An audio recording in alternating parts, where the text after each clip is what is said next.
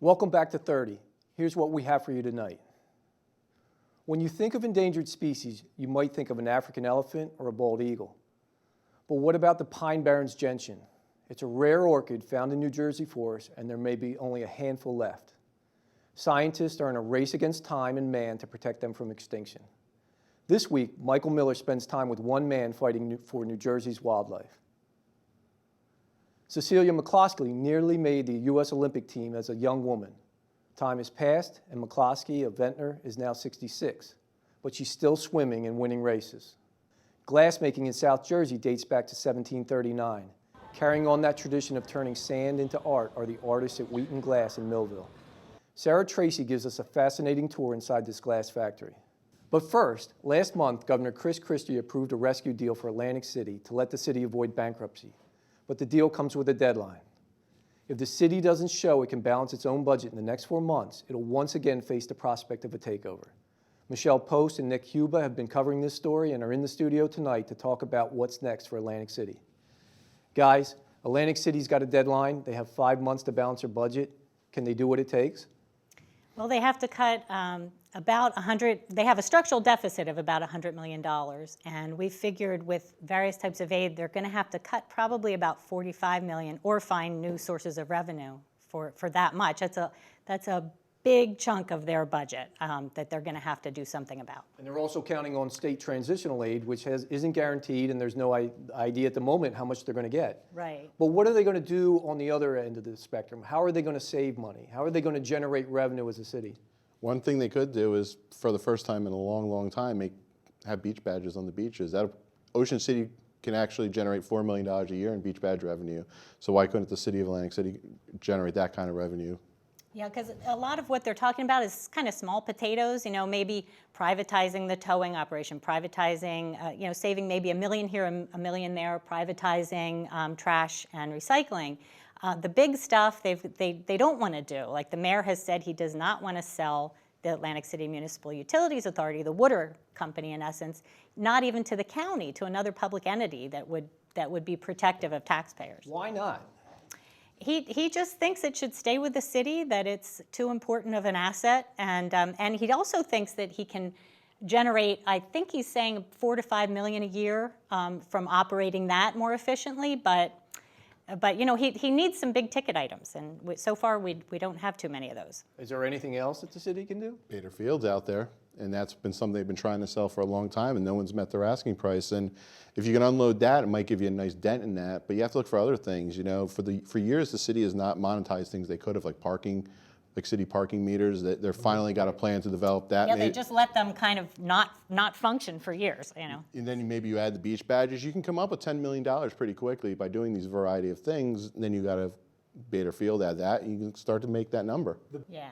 Asking the city to save and find $44 million seems like a lot in 150 days, but we didn't just get here this year. How long have we been building up to this? It's been a slow 40-year build to this point. Over that time period, since casino gambling was really approved in the city, it's gone up 677%, the city's budget.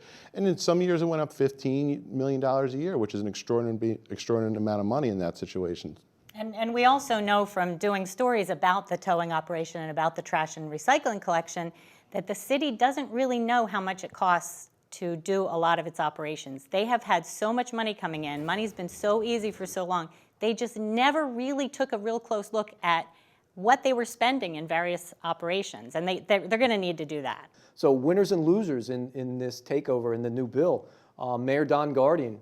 I'm going to say I think he comes out looking the best out of a lot of these people. He's a big winner because he gives the city a chance to stave off a state takeover. But he might not, it all depends on whether he can pull this off. In 150 days or so, he might not look like as big a winner, but he has a chance. He has a chance. He has a in the chance. game. Yeah. What about Governor Chris Christie? That's the other side of this battle. I think he's probably comes out one of the biggest losers in this whole thing. He invested a lot of political capital to get here, and he wanted the takeover with no strings attached, because it was going to allow him to open union contracts, would allow him to then set the criteria for other union contracts around the state, which has been a big thing for him throughout his tenure. And the whole thing just took way too much time, and it showed that he doesn't have the political power that he had when he was first elected. Two major characters in the legislature, State Senator Steve Sweeney and Vince Prieto.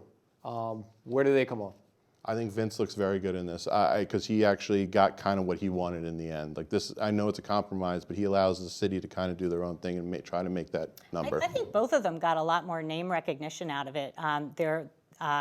Sweeney's probably going to be running for governor, and now he's not just known in South Jersey, he's known all over the state.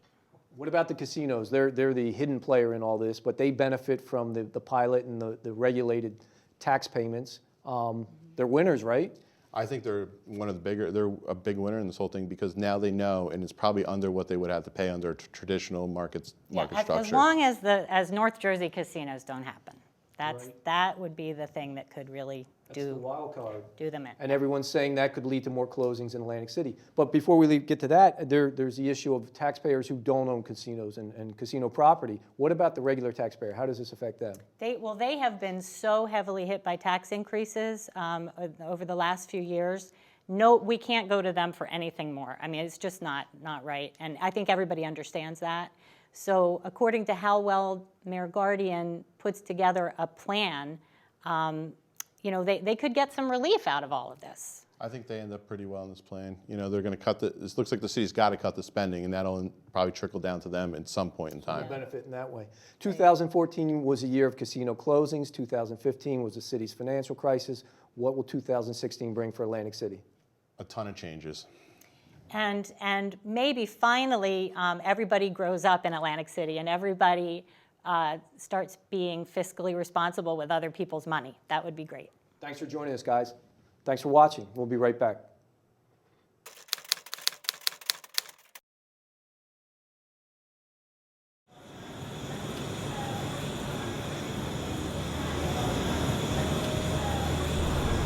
Tucked away in Millville, an artist haven has stood tall for decades. The craft? Glassmaking. One that starts in the fire of a furnace. The start to finish of that expertise comes to life at the Wheaton Arts Cultural Center, from people blowing molten glass to being displayed as museum pieces. This is the glass studio of Wheaton Arts and Cultural Center. The entire campus was built in 1971. The idea was to have everything it took in the 1800s to make a glass factory go, which really did involve a lot of different artisans and a lot of team effort. The building, however, is really built with modern materials. The original factory, which was 5 miles away, factory building, was entirely made of wood. This is concrete, brick, and steel.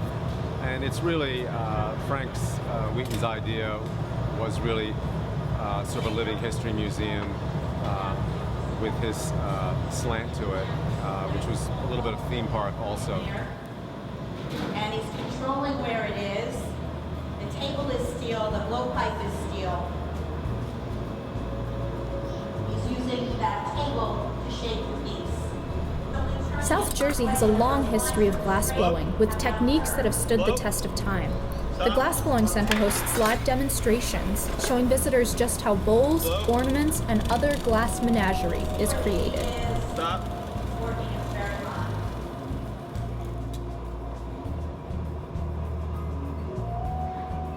Took the first dip, first gather we call it.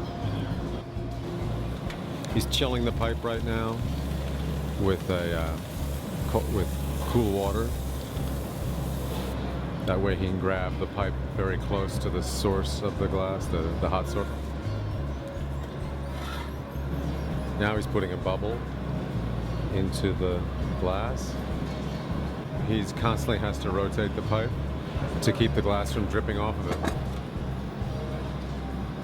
The optic mold, which puts some ribbing on the piece, some texture. He's jacking it down, and he's going to cut that excess glass off. It's still just liquid enough that he can cut it off. The gob that's going to be the dropped solid foot, he can shape it and center it onto the bottom of the bowl. So now they're going to add a lip wrap, we call this, and it's going to be same color glass, clear. He's now using a folded pad of newsprint, which gives him a little bit more articulation of shaping. and it doesn't burn very quickly because it's been soaked in water. Giving a final shaping to the piece.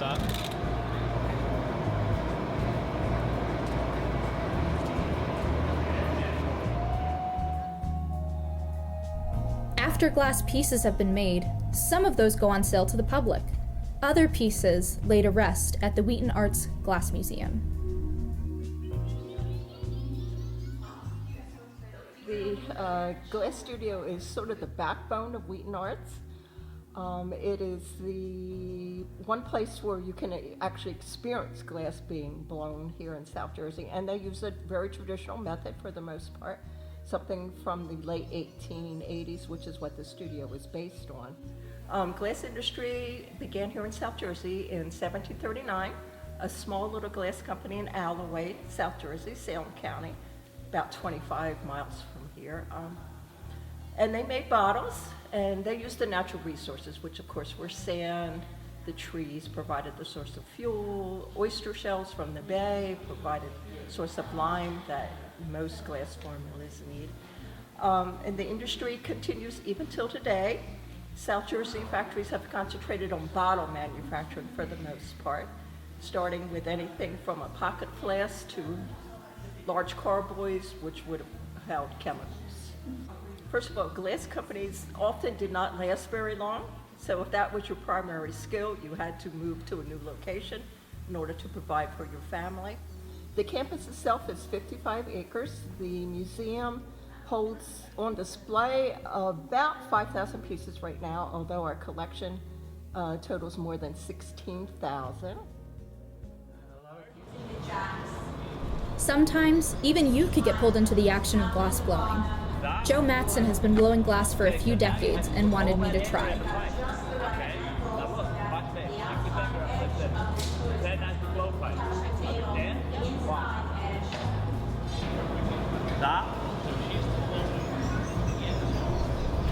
With something like glass, you'd think you'd have to tiptoe around making such a delicate thing. But sometimes you have to be pretty forceful.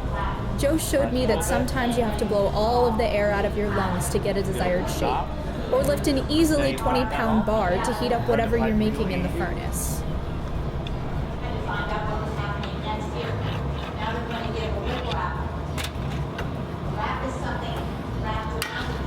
Oh, and that furnace is no joke. The heat comes off in waves. In what felt like seconds, we turned a blob of molten glass into a bowl. Those scalloped edges are a result of a mistake I made, but Joe said that's fine. The glass was now unique. Awesome. Good job.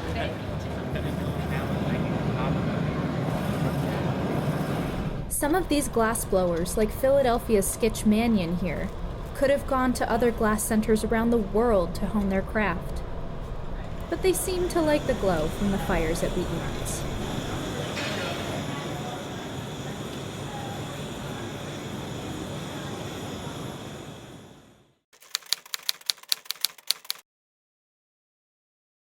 Ventnor resident Cecilia McCluskey is proof that age is not a barrier when it comes to striving to achieve greatness.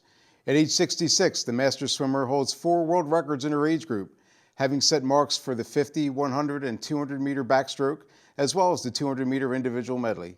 Thank you very much for joining us today, Cecilia. Thanks. I heard you gave up competitive swimming about 20 years ago to focus more time on your daughter, Moira, and your son, Danon. What made you decide to get back in the pool at your age?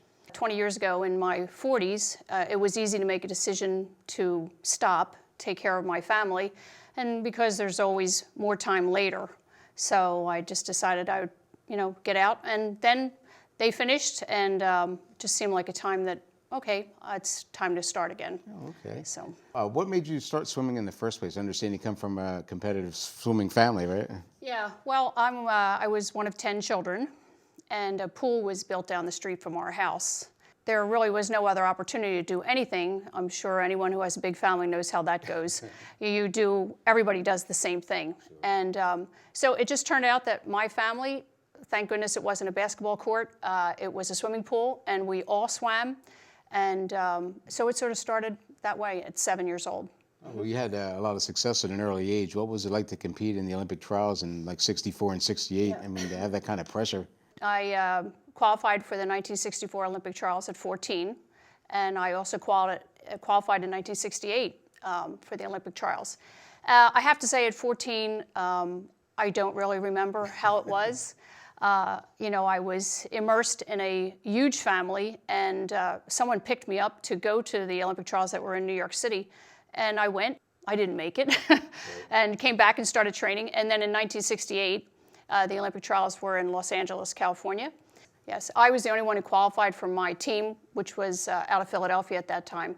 So it was just myself and my coach who went out to the trials.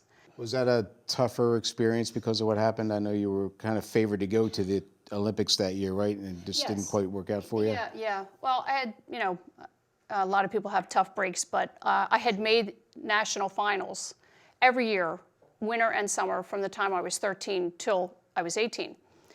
And when I was 17, I made the World Student Games in Japan, and I also qualified for the Pan American Game. Right.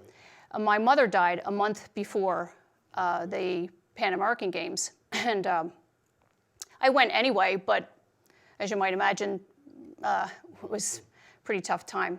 Yeah, and so then a year later, I tried out for the Olympics, and I qualified well, and in the trials, and at night, I finished 4th, and that was a time when they took 3. Oh, goodness. So, and I finished 4th, and that was by 200ths of a second, which is like, you know, a blink of an eye. Oh. So, you know, wasn't meant to be. That's all you can say about something like that. Well, give us an idea of what your training schedule is like. How often you go? How often do you swim? Your yardage, the time you swim, that kind of thing. How does it all work? I have found as I've gotten older that I need rest as much as I need hard training. So I train really swimming 3 days a week, 1 week, and then the next week I do 4. I found that's worked best for me. I cannot do 6 days. I just think it beats you up too bad, and you know, you're not making any progress. On the in-between days, I do weights, which are extremely important to add strength, since, you know, you're supposed to lose muscle mass every year. And I'm working hard for that not to happen. Yeah. Aren't we all? Okay. Yeah. Oh, you do have to tell me about that. You're competing in the around the island swim. I know you did it twice, right? And what was it that prompted you to try it? Yeah. That was 79 and 80. My husband and I had just moved down to the shore. And I was crossing Longport Bridge, and I saw Jim Whalen, who I knew, and, you know, our mayor from Atlantic City in the past. Sure. He was swimming, and he was trying to resurrect the Around the Island swim. And I saw him in the water coming by with his boat and the sign saying, you know, Around the Island swim. And I joked with my husband, pointed, oh, that's me next year. But that was really a joke. But then it ended up happening. I met up with Jim, and I started training with him, and I swam 79 and 80. That was the first open water swimming I had really ever done. And much different experience than in the pool, I guess. Huh? Much different, yes. Oh, yeah. Okay. Yeah, it went on forever. You got through the whole thing, though? Oh, yeah. Oh, yeah. fantastic. You can't count yourself as a marathon swimmer if you didn't finish. Yeah, it's 23 miles and 79. And I had, for some reason, I thought I was a lot faster the next year, which I was a lot faster, but the current changed, the temperature of the water changed. And so instead of being out there 8.5 hours, I swam for about 9.5 hours. Oh, goodness. Yeah, but I was faster. Oh, okay. So anyway, that was the end of the open water swimming, pretty much. Yeah.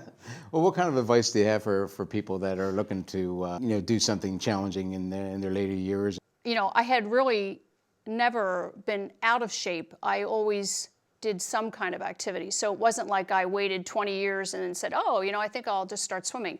I was running and biking and boxing and always, you know, pretty physically active. Just more things that worked for my family than swimming did.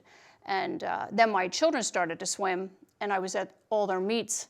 Well, the last thing you want to do is spend 4 days with them at a meet and then turn around the next week and go to your own for another 3 days. Sure. So if you have something that's you're good at, you ought to stick with it because it becomes a lot more important. The swimming in my 40s, as I said, it was just something I did, and I could do it. and you always think you have all the time in the world, and now at 66, I know I don't have all the time in the world. One of the tough things about master swimming is every time you get in the water, you're reminded, okay, today I'm 66, tomorrow I'll be 67, then I'll be 68, and you know, not a fun thing to remember all the time, but you know, it's been good for me. Oh, good. Well, thank you very much for joining us today. I really appreciate it, and best of luck in your future. Thank you.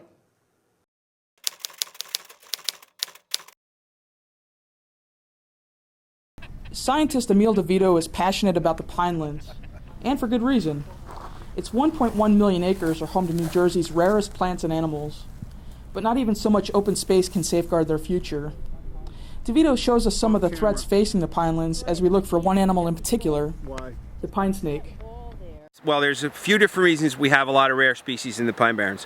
One is that the water table is so close to the surface that you get incredible changes in habitat over a short distance. So you'll have a very wet vernal pond right here, and you rise up 4 or 5 inches in the landscape and you have a dry forest. That creates conditions that mean that the landscape is incredibly patchy. It allows for a huge diversity of species to live right next to each other. And many of those species are rare because the patches are scattered across the landscape in a very random fashion. And so the species that can occupy those patches have to be good at colonizing new patches, finding new patches in an otherwise inhospitable landscape. And that promotes diversity and rarity. In the water, you're going to have rare amphibians like Pine Barrens tree frog. You get to the edge of the pond and you're going to have rare orchids growing right at the edge, or curly grass fern growing right at the edge in the sun, but just still where it's wet. As soon as you move into the uplands, you're going to have rare or really unique plants like the pixie moss or the turkey beard. And then when you get up into the sand dunes, you're going to have pine snake nesting in the sand dunes, and Pine Barrens gentians and Pickering's morning glory growing in these places. Well, as you move across the landscape, you only have to go up a few inches and you get into a completely new habitat with completely new set of species. And we've saved all the land, but we have to make sure that we continue to allow natural processes to happen in order to keep these habitats perpetuating themselves. If we don't have wildfires, if the Pine Barrens just sort of sits here with people and highways keeping away natural processes, it'll all turn into one sort of homogenized forest with very low diversity. The rare species will start winking out, and we've lost a lot of species already.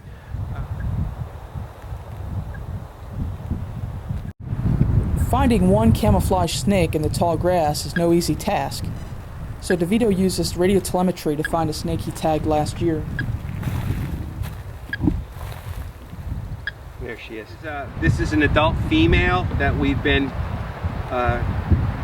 radio tracking for a couple of years, and she, leads us to really important locations, critical habitats where the snakes hibernate and where they nest. Yeah, they're state threatened. Of course, they only inhabit the Pine Barrens. We're really concerned about genetic isolation because the land is preserved, but these guys have such huge territories that we're worried that there are not enough areas where there's not too many roads, and the populations are getting isolated by the highways. Adult snakes, if their territory includes a highway, sooner or later they get killed, and so there's very reduced chance for when a snake gets to be an adult. As its territory gets larger and reaches a highway, they get taken out of the population. So adult snakes very seldom get to move from one side of a highway to another to interbreed. So the highways are like a dead zone, like the Romulan neutral zone, where you don't have any large snakes living near the highways, because sooner or later they all get hit. And so there's a lot of places in the Pine Barrens where the habitat's perfectly good, but snakes can't interact. And sooner or later, that problem just keeps getting bigger and bigger, because 30 years ago there were nobody on these roads, and nowadays they're all like superhighways. And so the snakes, even though the habitat's the same and being protected, the snakes can't interact anymore. That's the idea that we're concerned about, and that's why we want to start these studies to deal with the long-term problems of this genetic isolation and how bad it is and what needs to be done about it. you know, the Pine Barrens is a forested ecosystem, but it needs to have these little critical habitat patches in it that are maintained by wildfire. They don't have to be big, they just need to be scattered about. So you need places where there's some logs on the ground in the sun. You need places where there's bare sand, where a lot of these rare plants, this place here is loaded with rare plants in this summertime.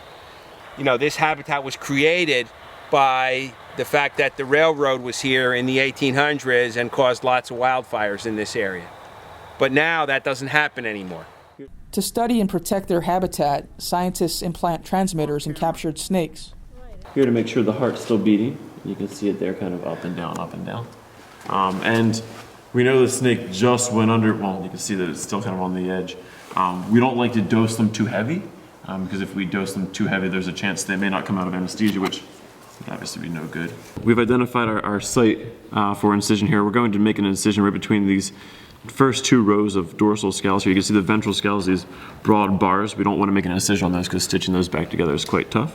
So if we go between these, we can stitch them back together really nicely and still get into the body cavity of the snake to place the transmitter. What we've done here is we've made an incision, and you can see the musculature on the ribs here. And I can just slide under the ribs, and there is our little nick inside the body cavity there, which will allow us to get under the ribs so this transmitter will lay nicely between both ribs, and it won't be bulging out along this nice flat ventral surface. And this way, when the snake eats its next meal and a big bolus of a mouse comes sliding by, it might push against the transmitter, but this should provide enough tension to keep the transmitter right in place. And so no differentiation between these ventral scales up here where there isn't a transmitter and these here where there is. And that's what we're looking for. Is where you run the catheter. And I'm just going to run it kind of right under the skin. You can see it slide in through the skin there. And as I pull that, you should see this antenna wire just kind of pull ever so slightly upward. John, what's the, when we go down 54 and we come to, how do you get people to run?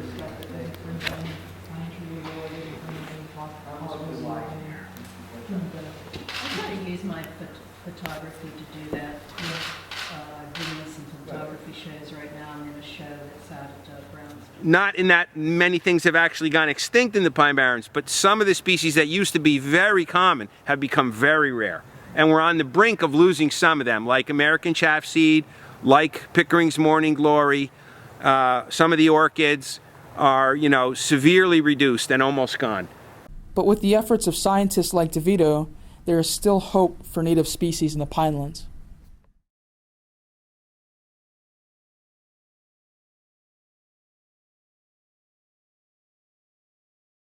Thank you for watching. Here's a little of what we're working on for upcoming episodes.